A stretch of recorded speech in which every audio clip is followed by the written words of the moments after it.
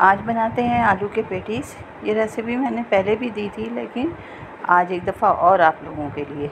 इसमें आज मैंने डाले हैं पुदीने के पत्ते, हरी मिर्चें, अजवाइन, लाल मिर्च, नमक और थोड़ा सा साबुत कुटा हुआ धनिया।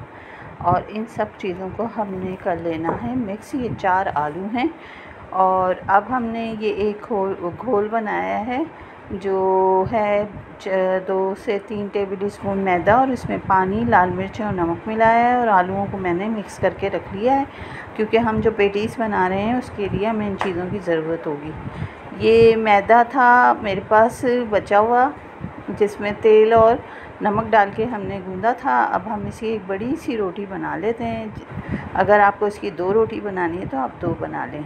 तरीका बहरहाल यही होगा कि इस तरह फैला के, और ये आमेज़ा जितना भी है हम इसके अंदर अच्छी तरह से लगा देंगे आधे हिस्से पे, क्योंकि हमने इसको करना है रोल। अगर आपको लगता है कि रोल मोटा हो जाएगा तो आप 2 रोटी बेल के आप उसमें भी ये काम कर सकते हैं। और ये बहुत ही मज़े के हम इन पेटीज़ बनेंगे। हम इन्हें फ्राई करेंगे, हम इन्हें बेक नहीं करेंगे। फिर हम इनको आहिस्ता आहिस्ता से रोल कर लेंगे इस तरह से, और फिर हम इसके अंदर कट लगाएंगे। जितना साइज़ हमें रखना होगा पेटीज़ का, उस हिसाब से हम इसको काट लेंगे। और इस तरह से आप इस पे पहले निशान लगा लीजिएगा ताकि आपको आसानी हो जाए।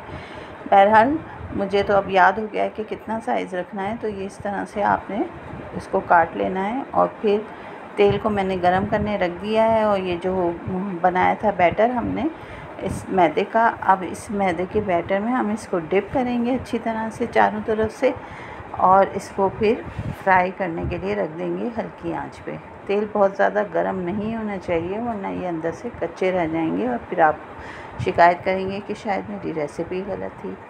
तो इसको फिर हल्की आंच पे हमने बहुत अच्छे से फ्राई करना है, तो ये अच्छे क्रिस्पी भी हो जाएंगे और मज़ेदार भी, और अंदर तक पक भी जाएंगे। इनको फिर आहिस्ते से जब एक तरफ से सिक जाए तो आप इसको पलट दीजिएगा, और फिर इसको निकाल लीजिएगा किसी छन्नी में, ताकि इसका एक्स्ट्रा ऑयल बाहर आ जाए और ये ड्राई से हों लेकिन मज़ेदार भी, और ऐसा आपको फ़ील ना हो कि ये आपने फ्राई किए हैं। तो ये देखें कितनी आसान सी रेसिपी है और झटपट सी बन गई है। अगर आ जाएं अचानक मेहमान तो आप इस तरह बना सकते हैं। तो कैसी लगी रेसिपी? अगर अच्छी लग रही है तो ज़रूर बनाइएगा, और लाइक, शेयर और सब्सक्राइब तो बनता है। तो फिर मिलेंगे इंशाल्लाह किसी नई रेसिपी के साथ। उस वक्त तक दीजिए इजाज़त और दुआओं में रखिएगा याद। अल्लाह हाफ़िज़।